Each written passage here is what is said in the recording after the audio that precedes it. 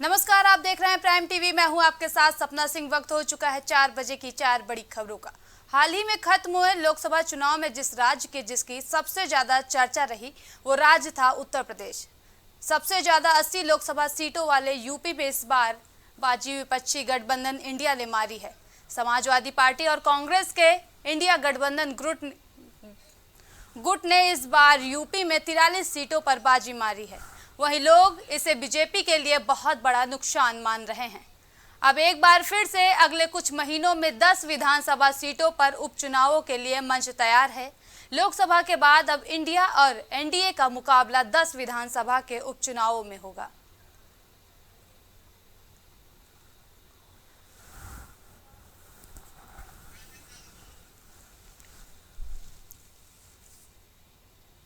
ज्यादा जानकारी के लिए हमारे सहयोगी राजेश यादव हमारे साथ लाइव जुड़ चुके हैं। राजेश, लोकसभा चुनाव के बाद यूपी की 10 विधानसभा सीटों पर चुनाव होने हैं, क्या कुछ अपडेट है? हम बात करें उत्तर प्रदेश की, तो उत्तर प्रदेश में जिस तरीके से लोकसभा के चुनाव में उत्तर प्रदेश में इंडिया गठबंधन ने काफ़ी हद तक अगर बात कहें तो ऐतिहासिक जीत हासिल की है। तो जाहिर सी बात है कि उसी को देखते हुए उत्तर प्रदेश में जिन 10 विधानसभा सीटों पर उपचुनाव होना है, उन 10 सीटों पर लगातार इंडिया गठबंधन या समाजवादी पार्टी बिल्कुल पूरी तरह से कमर कस चुकी है उन 10 सीटों के लिए। जिसकी आपको बता दें कि उन 10 सीटों में जो 10 उपचुनाव होना है, 10 उपचुनाव सीटों 10 सीटों पर, तो उसमें से 5 सीटों पर समाजवादी पार्टी का पहले से कब्जा था और उसमें से 5 सीटों पर बीजेपी का कब्जा था। लेकिन इस बार जो है कहीं कहीं देखा जाए, जिस तरीके से उत्तर प्रदेश में समाजवादी पार्टी या कहीं इंडिया गठबंधन ने जिस तरीके से ऐतिहासिक जीत हासिल की है, कहीं कहीं देखा जाए तो बीजेपी को खतरा लग रहा है, बीजेपी पर खतरा मंडरा रहा है उस चीज़ों को लेकर कि कहीं न कहीं समाजवादी पार्टी इंडिया गठबंधन इस विधानसभा की 10 जो सीटों पर उपचुनाव होना है, इस उपचुनाव में भी कहीं न कहीं समाजवादी पार्टी क्लीन स्वीप न कर जाए। तो इन्हीं सारी चीज़ों के लेकर चाहे बीजेपी की बात करें चाहे समाजवादी पार्टी की बात करें, तो लगातार अपनी कमर कस चुकी हैं और अपने पाले में लाने की पूरी कोशिश करेंगे। और दूसरी चीज़ आपको बता दें कि जो 10 विधानसभा की 10 सीटों पर उपचुनाव होना है, ये उपचुनाव यूपी के लिए बहुत ही मायने रखता है, यूपी के लिए बहुत ही खास बात है, क्योंकि बीजेपी को या कहें बीजेपी के लिए ये 10 सीटें जो हैं ये अगली परीक्षा के रूप में काम देंगी। जी राजेश, लोकसभा चुनाव में यूपी में हार के बाद बीजेपी पूरी तरह से तैयारियों में जुटी हुई है, तो क्या कुछ खास तैयारियां कर रही है इस बार बीजेपी? देखिए, बीजेपी लगातार जो उत्तर प्रदेश में हार हुई है, कहीं न कहीं देखा जाए तो बीजेपी लगातार इस पे बैठक कर रही, चुनावी मंथन कर रही है। जैसे आपको बता दें कि अभी कल गोरखपुर में आरएसएस प्रमुख मोहन भागवत और योगी आदित्यनाथ की मुलाकात होनी थी। इन्हीं सारी बातों को लेकर कि बीजेपी को इतनी करारी हार उत्तर प्रदेश में क्यों मिली, आखिर क्या वजह है।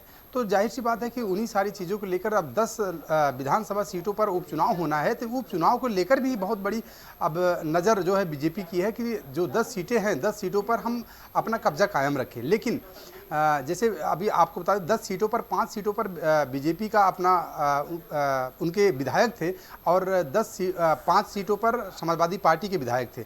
लेकिन अब दोनों पार्टियों को अपना अपना बिल्कुल वर्चस्व कायम रखना है कि जो 10 सीटें हैं, 10 सीटों पर कि कौन अपना वर्चस्व जो है कायम रख पाता है। तो उसमें समाजवादी पार्टी और बीजेपी दोनों भी इस वर्चस्व की लड़ाई में बिल्कुल मजबूती से उतर चुकी हैं और ये तो देखने वाली बात होगी कि किसके पाले में कितनी सीटें आती हैं। लेकिन अगर बात करें समाजवादी पार्टी या इंडिया गठबंधन की, तो इंडिया गठबंधन जो है लोकसभा के बाद जो है विधानसभा के जो 10 सीटों पर उपचुनाव होना है, इसमें इंडिया गठबंधन दोनों कांग्रेस और समाजवादी पार्टी दोनों साथ नजर आने वाली हैं। जिसमें कांग्रेस जो है 3 सीटों पर और समाजवादी पार्टी जो है 7 सीटों पर चुनाव लड़ने वाली है। लेकिन अभी कोई फाइनल नहीं हो पाया। लेकिन अगर कयास लगाया जा रहा है यही कि कांग्रेस जो है 3 सीटों पर चुनाव लड़ेगी और समाजवादी पार्टी 7 सीटों पर चुनाव लड़ेगी। लेकिन इसमें कितनी सीटें जिनको जीत हासिल होती है, ये तो देखने वाला वक्त बताएगा। जी राजेश, उत्तर प्रदेश में सपा ने सबसे ज्यादा सीटें जीती हैं, तो अखिलेश यादव क्या कुछ खास तैयारियां कर रहे हैं विधानसभा चुनाव के लिए? बिल्कुल, अखिलेश यादव ने जिस तरीके से लोकसभा के चुनाव में ऐतिहासिक जीत हासिल की है, उसी को देखते हुए अखिलेश यादव जो है पीडीए के रणनीति पे आगे बढ़ते हुए जो विधानसभा की 10 सीटों पर उपचुनाव होना है, ये 10 के 10 सीटें अपने पाले में लाने की पूरी कोशिश, पुरजोर कोशिश कर रहे हैं, क्योंकि वो जो है ग्राउंड लेवल पर जाकर, बूथ लेवल पर जाकर बिल्कुल पूरी तैयारी कर रहे हैं। और कार्यकर्ता से लेकर पदाधिकारियों को भी अखिलेश यादव ने समाजवादी पार्टी कार्यालय में बुला लिया था और बुलाकर उनको एक सख्त निर्देश दिया था कि बूथ लेवल पर जाकर बिल्कुल इस 10 सीटों पर जो चुनाव होना है, 10 सीटों पे क्लीन स्वीप करना है, यही सपना समाजवादी पार्टी का है। जी राजेश, उपचुनाव में प्रत्याशियों के चयन को लेकर किस तरह का मंथन जारी है? बिल्कुल, आपको बता दें कि जो समाजवादी पार्टी है, समाजवादी पार्टी लगातार जिस तरीके से जाति आधारित सीटें वो जो है देना चाहती है, क्योंकि जात आधारित रणनीति जो है समाजवादी पार्टी की, पीडीए की जो रणनीति समाजवादी पार्टी की है, उसी के आधार पर जो 10 विधानसभा में उपचुनाव होना है 10 सीटों पर, तो उसी आधार पर देना चाहती है, क्योंकि जाति आधारित जो सीटें उनकी रणनीति हैं, उनके आधार पर अगर वो देते हैं तो कहीं ना कहीं अगर देखा जाए तो 10 सीटें जो हैं जीतने में कामयाब हासिल होगी। लेकिन वहीं अगर दूसरी तरफ देखा जाए तो बीजेपी भी लगातार इन्हीं चीज़ों पर, जाति समीकरण है, इन्हीं को साधने में बीजेपी भी लगी हुई है। बीजेपी भी सोच रही है कि जो हमारी 5 सीटें इसके पहले थी, तो बीजेपी भी सोच रही है कि 10 सीटें हम जो उपचुनाव है 10 सीटों पर कामयाबी हासिल करें। तो जाहिर सी बात है कि दोनों पार्टियां लगी हुई इसी पर कि जाति आधारित हम प्रत्याशी उतारें और उसी आधार पे हम क्लीन स्वीप करें। जी राजेश, अखिलेश यादव के कन्नौज से सांसद बनने के बाद करहल सीट पर सपा किस उम्मीदवार को उतार सकती है? क्या यहाँ पर भी परिवारवाद का कार्ड खेला जा सकता है इस बार?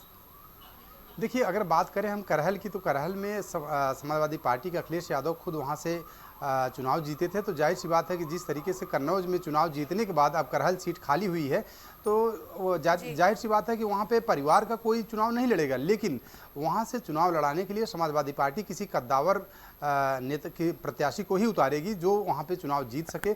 और दूसरी चीज़ ये है कि अखिलेश यादव लगातार मतलब ये सोचेंगे कि करहल से चुनाव जीतना उनके लिए बहुत ही अहम है और ऐसे ही प्रत्याशी को वहाँ पे उतारेंगे, ऐसे ही प्रत्याशी का वहाँ से चुनाव करेंगे। जी राजेश, ज़्यादा जानकारी के लिए आपका बहुत बहुत धन्यवाद।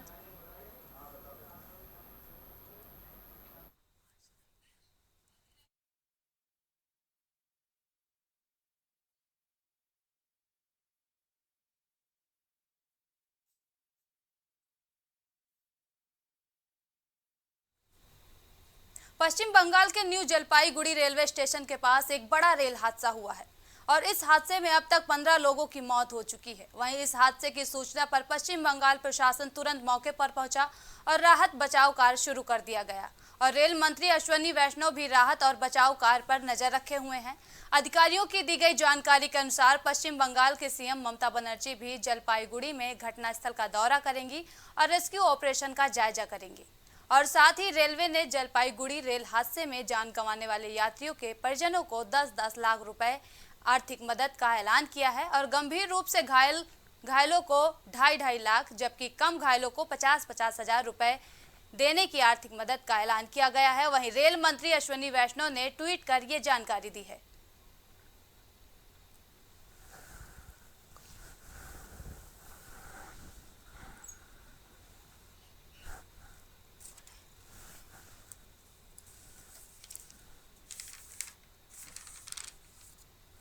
ज्यादा जानकारी के लिए हमारे सहयोगी पवन पटेल हमारे साथ लाइव जुड़ चुके हैं। पवन, दार्जिलिंग में बड़ा रेल हादसा हुआ है, क्या अपडेट है?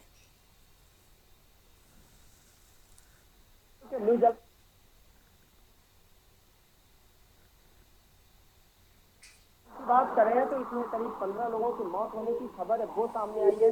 इस पूरे मामले को लेकर पश्चिम बंगाल की मुख्यमंत्री ममता बनर्जी भी वहां पर दौरा कर रही है, राहत बचाव कार्य का जायजा लेंगी। ये देखा जा रहा है कि सुबह से ही लगातार घटना के बाद से ही रेस्क्यू ऑपरेशन है वो चलाए जा रहे हैं। अगर पूरे घटना की बात की जाए तो रेल मंत्री अश्विनी वैष्णव ने भी घटना को लेकर ट्वीट किया है। हालांकि उन्होंने ये भी ऐलान किया है कि जितने भी यहाँ पर जो मृतक है उनको 10-10 लाख रुपए की आर्थिक मदद की जाएगी। जो घायल है उनको 2.25 लाख रुपए का और जो मामूली रूप से घायल है उनको 50-50 हजार रुपए की आर्थिक मदद की जाएगी। लेकिन इस पूरे घटना की अगर बात करें तो जिस तरीके से इस घटना को लेकर तमाम तरह के जो सवाल थे वो लोगों के मन में आए हैं। हालांकि घटना को लेकर मुख्यमंत्री ममता बनर्जी भी लगातार नजरें बनाए हुई है और ये देखा जा रहा है कि वहां पर राहत बचाव कार्य लगातार जारी है, लेकिन जो मौतों का आंकड़ा है उससे अभी तक पूरी आधिकारिक जो पुष्टि है वो नहीं हो पाई है। लेकिन जिस तरीके से खबरें आई और जिस तरीके से रेल मंत्री अश्विनी वैष्णव ने ट्वीट कर दिया है, ट्वीट कर जानकारी दी है, उससे ये अभी तक स्पष्ट हुआ है कि करीब 15 यात्रियों की मौत हुई है। जी सपना, सामने आई इस हादसे की किसकी गलती थी? अब देखिए ये जांच का विषय है। रेल मंत्री और मुख्यमंत्री ममता बनर्जी ने जांच के आदेश दिए, इस पर जांच बैठाई जाएगी। ये देखा जाएगा कि आखिर इतने बड़े घटनाक्रम में आखिर जिम्मेदार कौन है, किस वजह से इतनी बड़ी घटना हुई है। क्योंकि अगर हम पूरे देश की बात करें, इसके पूर्व भी कई स्थानों पर इस तरीके की घटनाएं और रेल घटनाएं वो सामने आई है। हालांकि कई स्थानों पर तमाम तरीके की खामियां पाई गई है, लेकिन अब इस घटना पर किस तरीके से किसकी खामियां है, क्या उसमें कमियां थी, इस पर जांच बैठाई जाएगी और इस तरीके जांच में यह स्पष्ट हो पाएगा कि आखिर इतने बड़े घटनाक्रम में किस तरीके से कहां पर चूक हुई है। जी पवन, बताया जा रहा था कि ममता बनर्जी घटना स्थल पर पहुंचेंगी, जायजा लेंगी, क्या अभी तक पहुंच चुकी हैं वो? देखिए, घटना के बाद से रेल मंत्री ने इस घटना को लेकर उन्होंने ट्वीट किया, एक्स पर उन्होंने पोस्ट डाला है। पोस्ट के दौरान उन्होंने ये लिखा था कि जितने भी वहां पर जो मृतक हैं उनको 10-10 लाख रुपए की आर्थिक मदद दी जाएगी, जो घायल है उनको 2.25 लाख रुपए की। उन्होंने ये भी जानकारी दिया था कि मुख्यमंत्री ममता बनर्जी घटनास्थल का निरीक्षण करेंगी, राहत बचाव कार्य का जायजा लेंगी। हालांकि अभी तक इसकी आधिकारिक पुष्टि नहीं हो पाई है कि कब तक मुख्यमंत्री ममता बनर्जी घटनास्थल पर पहुंचेंगी, लेकिन ये कहा जा रहा है कि जल्द वो घटनास्थल पर पहुंचने वाली है। पूरे घटनाक्रम का जायजा लेंगी, जांच पड़ताल करेंगी, आला अधिकारियों से पूछताछ करेंगी। इस घटना को लेकर जांच बैठाई जाएगी और क्या इस घटना को लेकर किस तरीके का एक्शन होगा, किस तरीके की कार्रवाई होगी, निश्चित रूप से ये भी महत्वपूर्ण होगा। इस घटना में अभी तक कितने लोगों की जानें जा चुकी हैं? देखिए, मैंने पहले बताया कि घटना को लेकर रेल मंत्री अश्विनी वैष्णव ने एक्स पर पोस्ट किया है। उन्होंने ये उस पर दर्शाया है कि करीब 15 जो यात्री हैं उनकी मौत हुई है। हालांकि जो अन्य खबरें अगर हम बात करें तो तमाम संस्थानों की तरफ से ये खबरें चलाई जा रही हैं कि जो मौतों की पुष्टि है वो अभी तक नहीं हो पाई है। हालांकि घायल करीब 20 से 25 यात्री बताए जा रहे हैं, लेकिन जिस तरीके से रेल मंत्री ने एक्स पर पोस्ट किया, उन्होंने ट्वीट किया है कि उसमें करीब 15 यात्रियों की मौत हुई है।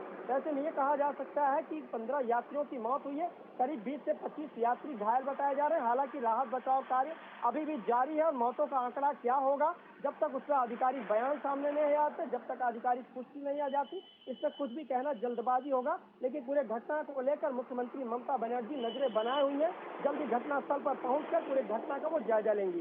जी सपना, सियासत तो होती रहती है, तो क्या जिन लोगों को मुआवजा दिया जा रहा है, जिनके घर वालों की जान गई है इसमें, तो क्या उधर से परिजनों ने नौकरी की भी मांग की है? देखिए, अभी तक जिस तरीके की बातें सामने आई है, जिस तरीके की खबरें सामने आई, जो अभी तक आधिकारिक रूप से सामने आया, उसमें यह कहा गया है कि जो मृतक है उनको 10-10 लाख रुपए की आर्थिक मदद की जाएगी। हालांकि परिजनों के अभी तक किसी तरह के कोई बयान सामने नहीं आए हैं, लेकिन ऐसा अगर पूरे की घटनाओं पर भी नजर डालें और उसको देखें कि किस तरीके से अन्य जो देश में तमाम स्थानों पर इस तरीके की जब घटनाएं हुई है, तो इसमें रेल मंत्रालय द्वारा, सरकार द्वारा तमाम जो लोग हैं या जो पीड़ित परिवार है उनके लिए आर्थिक मदद या मुआवजा या नौकरी की व्यवस्थाएं जिस लेवल पे हुई है होती हैं। अब देखिए किस तरीके से इस पर पूरी कार्रवाई होगी, किस तरीके से ममता बनर्जी इस पूरे घटना को लेकर जांच बैठाएंगी, किस तरीके से इस पर कार्रवाई होगी, किस तरीके से परिजनों को आर्थिक मदद, नौकरी या मुआवजा मिलेगा, ये निश्चित रूप से महत्वपूर्ण होगा। जी सपना, ज्यादा जानकारी के लिए आपका बहुत बहुत धन्यवाद।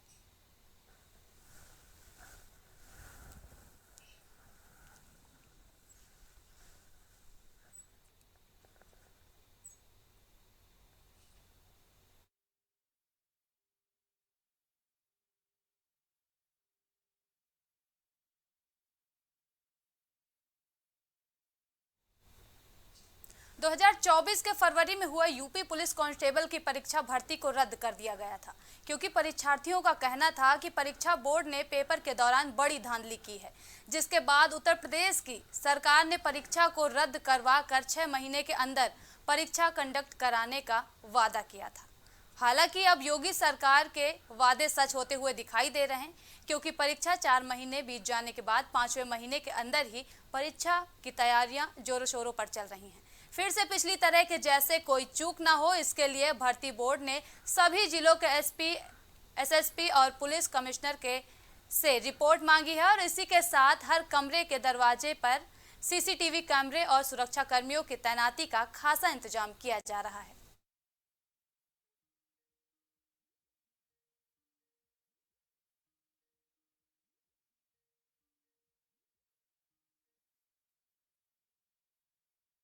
जानकारी के लिए हमारे सहयोगी राजेश यादव हमारे साथ जुड़ चुके हैं। राजेश, फिर से किसी तरह की धांधली ना हो परीक्षा के दौरान, इसको लेकर क्या कुछ तैयारियां की जा रही हैं?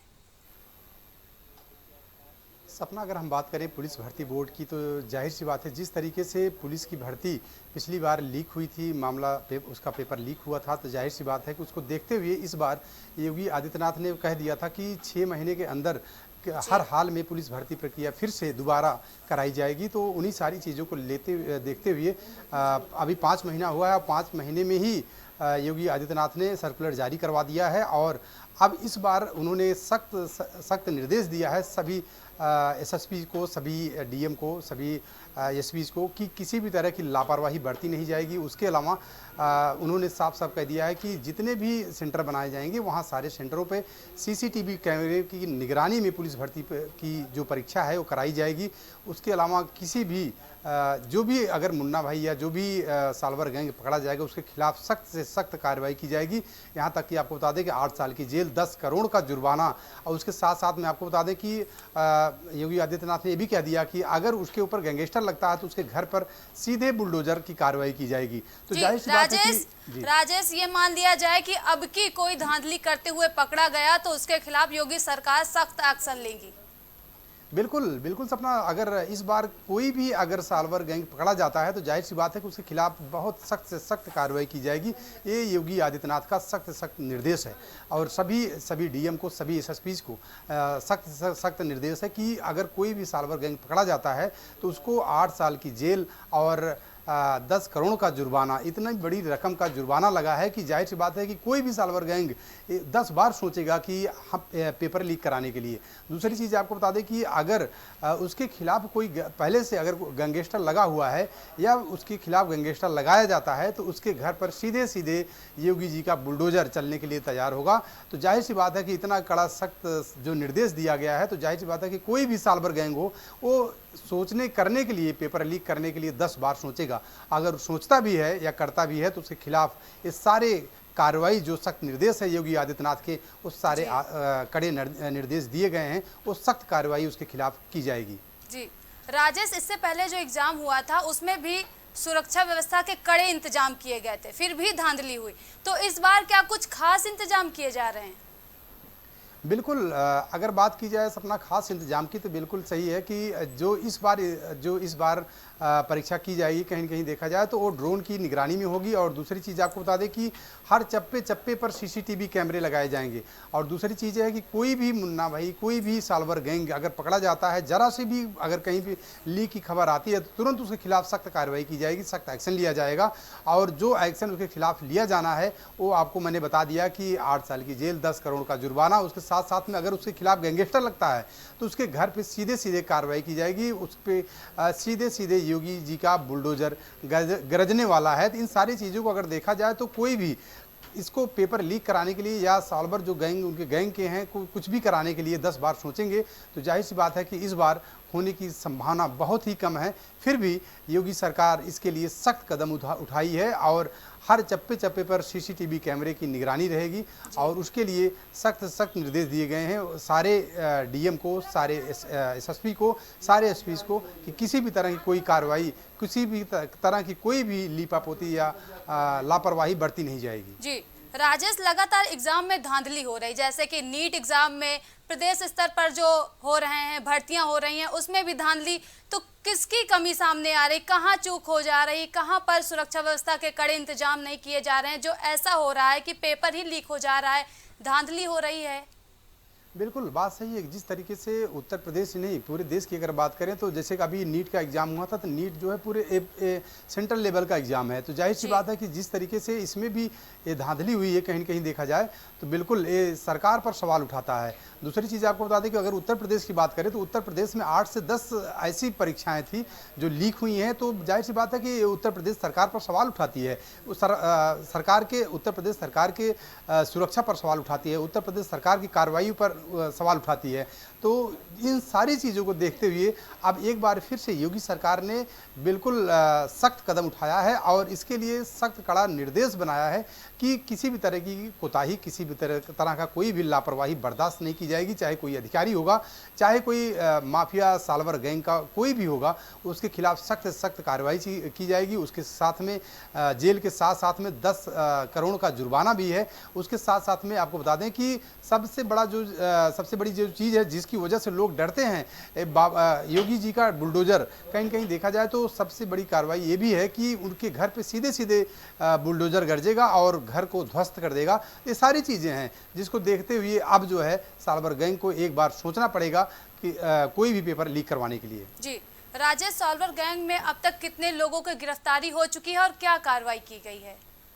देखिए, अगर बात करें साल्वर गैंग की गिरफ्तारी की, कहीं कहीं देखा जाए तो बिल्कुल जिस तरीके से सरकार एक्टिव है, कहीं कहीं देखा जाए तो बिल्कुल गिरफ्तारी लगातार होती जा रही है। अभी जैसे नीट का एग्ज़ाम हुआ, नीट के एग्ज़ाम में भी बिहार के पटना से लेकर गुजरात तक कई लोग इसमें कई तरह से तार जुड़े नजर आए, तो सबको गिरफ्तार किया गया। उसके अलावा जैसे आपको बता दें कि पुलिस की भर्ती जो परीक्षा थी, उसमें भी कई लोगों को गिरफ्तार किया गया। जितने भी मुन्ना भाई थे सारे लोगों को पकड़ा गया है। तो उसके साथ साथ मैं आपको बता दें कि हाँ, लेकिन कार्रवाई तो हुई है, लेकिन परीक्षा कराने से पहले पेपर लीक होना बहुत बड़ा सवाल उठाता है सरकार पर।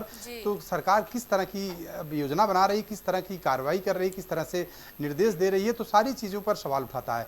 लेकिन इस बार अब जो परीक्षा होने जा रही है, सबसे अहम ये है सरकार के लिए, अगर ये परीक्षा भी अगर लीक होती है तो सरकार के सामने बहुत बड़ा क्वेश्चन मार्क बनकर खड़ा होगा। जी राजेश, ज़्यादा जानकारी के लिए आपका बहुत बहुत धन्यवाद।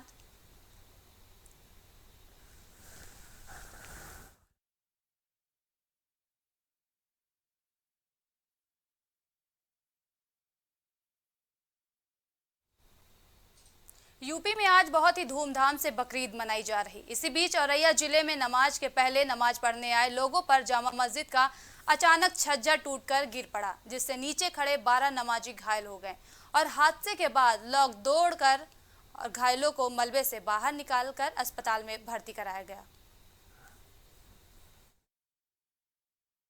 दिव्यापुर थाना अंतर्गत जामा मस्जिद के गेट पर नमाज शुरू होने से पूर्व कुछ लोग चढ़ गए थे। मस्जिद का छज्जा जीर्ण शीर्ण था, इसमें टूट जाने की वजह से लगभग 1 दर्जन लोग घायल हो गए, जिसे दिव्यापुर पुलिस तत्काल इलाज के लिए CSC दिव्यापुर लाई, जहां उन्हें प्राथमिक उपचार कर दिया गया है। सभी लोग खतरे से बाहर हैं।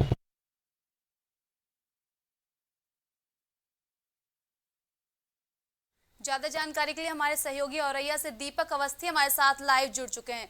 दीपक, क्या वजह सामने आ रही है इस हादसे की?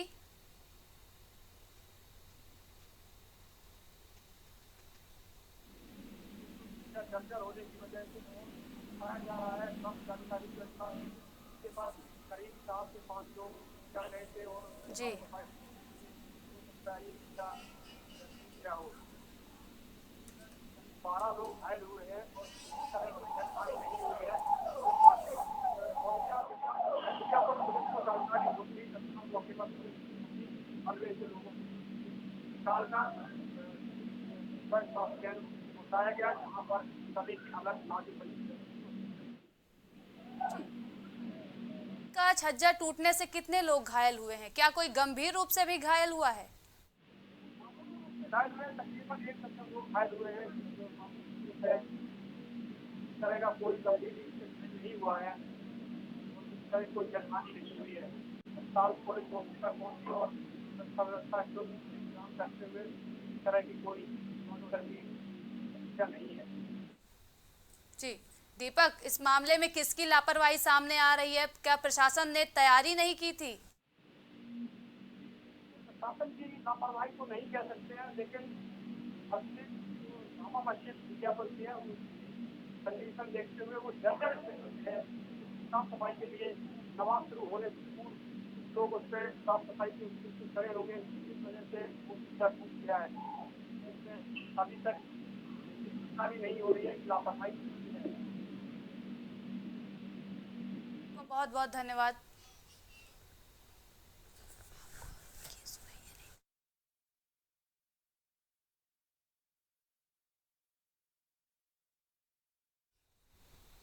4 बजे की 4 बड़ी खबरों में अभी के लिए इतना ही। देश और दुनिया की तमाम बड़ी खबरों के लिए देखते रहिए प्राइम टीवी।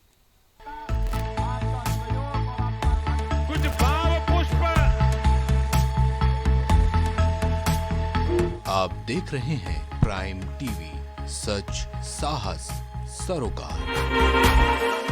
बच्चों के उज्जवल भविष्य के लिए चुने आदर्श जनता विद्यालय, गोलाकस्ता रोड, उमरपुर, लखीमपुर खीरी। एडमिशन के लिए आज ही संपर्क करें। शिक्षा जीवन सार्थक करता यही मंत्र है मूल्य। शिक्षा की ही ज्योति जलाता बाल मंदिर हाई स्कूल। बच्चों के सुनहरे भविष्य के लिए आज ही चुने बाल मंदिर high school, Jabalpur road, Deori, जिला Raisen. Admission open. Cosmo laser dental clinic and dental implant centre, जो देता है आपको वर्ल्ड क्लास की बेहतरीन डेंटल सुविधाएं। पता प्रथम तल, वृंदावन टावर, ऑपोजिट होटल जेके palace, civil lines, Prayagraj, Uttar Pradesh. संपर्क करें 3938812172। ग्वालियर शहर का जाना माना पैलेस, शानदार फैसिलिटीज और एयर कंडीशन रूम्स की अवेलेबिलिटी। तो देर किस बात की, आज ही संपर्क करें। जनकपुरी पैलेस और श्रीराम इवेंट, जनकपुरी प्लाजा, दाने बाबा रोड, शताब्दीपुरम, ग्वालियर। देवरी का प्रतिष्ठित ज्वेलरी शोरूम श्रीकांत ज्वेलर्स, 18, 20 और 22 कैरेट सोने के आभूषणों की विशाल रेंज, चांदी के बर्तन व आभूषण, गिरवी सुविधा उपलब्ध। संपर्क करें सराफा बाजार, देवरी, जिला रायसेन। वॉलपेपर की बेहतरीन डिजाइन के साथ इंटीरियर और एक्सटीरियर के कार्यों का बेहतरीन अनुभव। Kesarwani paints and hardware. पता जवाहरलाल नेहरू रोड, निकट Parvati hospital, Prayagraj. Medico hospital and super speciality centre, जहां होता है स्पेशलिस्ट डॉक्टरों की निगरानी में बेहतर इलाज। संपर्क करें 9455270200। पता नए हाईकोर्ट के सामने, स्माइलगंज, फैजाबाद रोड, लखनऊ। रेरा से स्वीकृत वेंकटेश सिटी कॉलोनी, जहां आपको मिलेगी बेहतर रोड, पानी की टंकी, साथ ही कॉलोनी की सुरक्षा के लिए कंपाउंड वॉल। पता वेंकटेश सिटी स्टेडियम के पीछे, Ambedkar ward, Tendukheda, Narsinghpur. Phone number 192381555130। सालों से लोगों की स्वास्थ्य का रखा ख्याल, लोगों को जिनसे मिलता है बेहतर उपचार। Doctor Shri Krishna Singh Yadav, consultant physician, जिला चिकित्सालय के सामने, रोशन कुटीर, मुरैना। फिजियोथेरेपिस्ट नजमा खान की फिजियोथेरेपी के माध्यम से पाए पुराने से पुराने दर्द से तुरंत निजात। सीरा best health care happy family. पता डोंगरपुर नहर, MS रोड, कैलारस, मुरैना, मध्य प्रदेश। दशकों से प्रयागराज के विश्वसनीय शैक्षणिक संस्थानों में से एक वैभव क्लासेस, जहां मिलता है शिक्षा का बेहतर एनवायरनमेंट, अनुभवी शिक्षकों के साथ। पता near auto sales building, civil lines, Prayagraj. BabaSahebShadi.com, ये पोर्टल वेबसाइट शादी विवाह के रिश्तों के लिए ये बहुत ही भरोसेमंद और बेहतरीन पोर्टल वेबसाइट है। अभी तक बहुत सारे लोगों ने इस पर भरोसा किया है और मनचाहा रिश्ता पाया है। ये पूर्णतः सुरक्षित है। आप आज ही अपना निशुल्क पंजीकरण कराएं और मनचाहा रिश्ता पाएं। गोयल सुपर स्पेशलिटी हॉस्पिटल आपके लिए लेकर आया है world class heart care facilities, जहां होता है हार्ट समेत सभी बीमारियों का बेहतर इलाज। संपर्क करें अयोध्या रोड, चिन्हट, लखनऊ। माँ सरस्वती शिक्षण संस्थान मदुरी, राजकीय मान्यता प्राप्त विद्यालय, जहां होता है भविष्य निर्माण। एडमिशन के लिए आज ही संपर्क करें और अपने बच्चों को दिलाएं बेहतर शिक्षा। जिला Kheri, Uttar Pradesh. MGM hospital and research centre, advance neuro and spine surgery centre. आपका स्वास्थ्य ही हमारी प्राथमिकता। पता Jhalwa, Prayagraj. M Planet digital world लेकर आया है इलेक्ट्रिक स्कूटर की दुनिया में नई क्रांति। बेहतर कंफर्ट, आधुनिक सुविधाओं से लैस रोड का नया बादशाह। इलेक्ट्रिक स्कूटी अपनाए, प्रदूषण को कहे बाय बाय। पता प्रोफेसर कॉलोनी, कमला नगर, आगरा। मस्तिष्क मनोरोग, नस एवं नशा मुक्ति के विशेषज्ञ डॉक्टर राकेश पासवान। पता Sitaram hospital, Darbhanga colony, Lowther road, Prayagraj. करी भोजपुरी के पहला story telling mobile app Yayavari via Bhojpuri play store से और डूब जाएं दुनिया भर के कहानियन के अद्भुत सागर में आपन भाषा भोजपुरी में। यायावरी वाया भोजपुरी, कथा कहानी आपन बन।